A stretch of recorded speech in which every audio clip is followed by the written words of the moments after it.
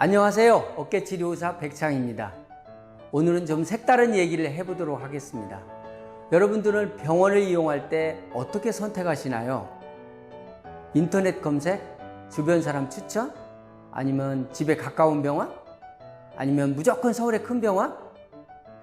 3시간 대기 3분 진료라는 말이 있습니다.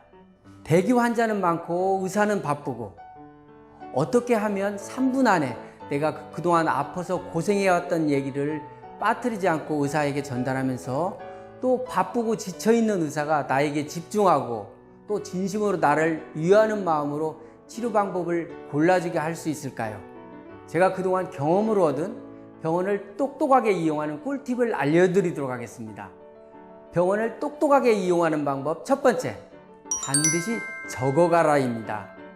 의사는 늘 바쁘고 시간에 쫓깁니다. 내가 그동안 아파왔던 증세나 위치, 또 언제부터 통증이 시작됐는지, 그동안 어떤 치료를 받아왔는지를 한눈에 쏙 들어오게 자세히 적어서 보여주면 의사의 머릿속에 나에 대한 정보들이 금방 정리가 돼서 남는 시간만큼 나에게 설명도 자세하게 해주고 관심을 가지게 됩니다. 이렇게 메모해가지고 가지 않으면 진료실 안에서 긴장이 돼서 얘기를 빠뜨리게 되고 진료실 밖에 나와서는 그 얘기 빠뜨렸다고 다시 들어가고 이런 복잡한 일들이 생기게 됩니다.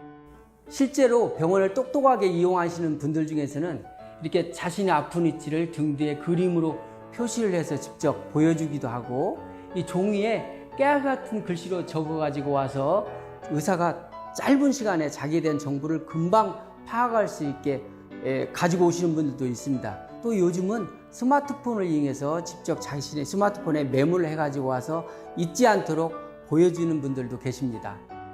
또 진료실에서 반드시 질문은 필수입니다. 또 꼬치꼬치 캐물어도 불이익은 전혀 없습니다. 사실 의학적인 내용은 일반인들이 이해하기는 어렵습니다. 그런데 잘 이해가 안 돼도 왠지 진료실 안에서 질문하기가 불편하고 또 의사를 귀찮게 하는 것 같고 뭔가 이해가 안 돼도 그냥 진료실 밖으로 나오는 경우가 많습니다. 그런데 반드시 이때 의사에게 궁금한 사항들을 질문을 하게 되면 의사가 생각하기에 이분은 적극적이고 꼼꼼하신 분이구나 판단을 해서 설명도 더 친절하게 자세하게 해주고 치료도 더 신경을 쓰게 됩니다. 다음 꿀팁은 촬영은 반드시 동의를 먼저 구해라입니다. 요즘은 스마트폰으로 사진 찍기가 아주 일반적이라 의사의 설명을 기억하기 위해서 간혹 스마트폰으로 녹음이나 촬영을 동의 없이 몰래 하는 경우를 자주 보게 됩니다. 만약에 의사가 이렇게 몰래 녹음하는 과정을 보게 된다면 그러한 자료들이 나중에 의사를 힘들게 하는데 사용될까 봐서 의사는 말을 아끼게 되고 치료도 방어적으로 하게 됩니다. 반드시 제가 기억을 돕기 위해서 촬영을 좀 해도 되겠습니까? 하고 동의를 먼저 구하게 되면 의사도 기꺼이 움츠리지 않고 돕게 됩니다.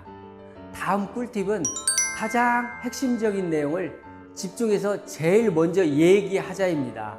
대기 환자는 많고 의사는 이미 지쳐 있습니다.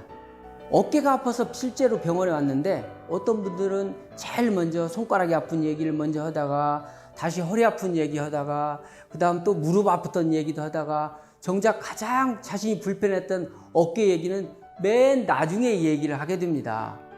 그러면 의사는 손가락을 보러 온 건가? 어깨를 보러 온 건가? 하면서 집중력이 떨어져서 고개를 슬며시 돌리게 됩니다. 그래서 의사가 정신이 가장 말똥말똥하고 자신을 처음 만났을 때 가장 신경을 쓸 때 가장 본인이 불편했던 얘기를 먼저 얘기하는 것이 본인한테 아주 유리합니다. 또 하나는 의사가 나를 기억하게 하는 것이 본인한테 도움이 됩니다. 어깨가 아파서 오랫동안 고생해온 분들 만나다 보면 얘기를 듣다 보면 이분들이 간혹 사연도 많고 때로는 눈물을 흘리는 경우도 있어서 이렇게 책상 위에 조그마한 화장지통을 준비해 놨습니다. 젊어서 사업을 하면서 진빚을 모두 갚기 위해서 어깨를 반드시 고쳐야 되겠다는 가슴 아픈 얘기도 있고 가족의 생계를 위해서 앞으로 5년은 더 일을 해야 되니까 어깨를 꼭 나서야 되겠다는 분도 있었습니다. 또 결혼 기념 선물로 부인의 어깨를 꼭 고쳐주고 싶다는 착한 남편의 얘기도 있었습니다. 이렇게 스토리로 의사가 나를 기억하게 하면 의사도 사람인지라 더 신경이 쓰이고 더 잘해드려야 되겠다는 의무감까지도 생기게 됩니다. 또 병원을 선택할 때는 나와 비슷한 증세를 가진 사람들이 많이 모이는 병원을 선택하는 것이 본인에게 유리합니다. 그 병원 대기실에 가면 나와 비슷한 증세로 와 있는 다른 환자들도 많이 있습니다. 그래서 내가 말 한마디만 하게 되면 의사가 금방 눈치를 채게 됩니다. 또 이미 그 병원 의사는 그런 치료에 아주 익숙해져 있어서 치료 후 합병증이나 사고들을 피하는 데도 훨씬 더 도움이 됩니다. 또 병원이든 여행이든 부부가 꼭 함께 다니자입니다. 요즘은 자녀와 함께보다 부부가 함께 병원을 오는 경우를 자주 보게 됩니다. 나이 들어갈수록 부부는 집사람이 아니고 옆사람입니다. 부부가 함께 병원을 다니다 보면 나에 대한 정보를 서로 공유하게 되고 또 생활 습관도 치료법도 잊지 않도록 챙겨줄 수 있어서 서로에게 아주 유리합니다. 병원을 똑똑하게 이용하는 꿀팁 마지막 하나는 의사를 한번 칭찬해 보라입니다. 의사도 사람입니다. 의사를 한번 칭찬해 보면 의사도 기분이 좋아져서 나에 대한 호감도 가지게 되고 그래서 설명도 더 자세하게 해주고 다음에 찾아갈 때도 나를 기억하고 더 친절하게 맞이해 줍니다. 어깨치료의사 백창희가 알려주는 병원을 똑똑하게 이용하는 꿀팁 도움이 많이 되셨나요?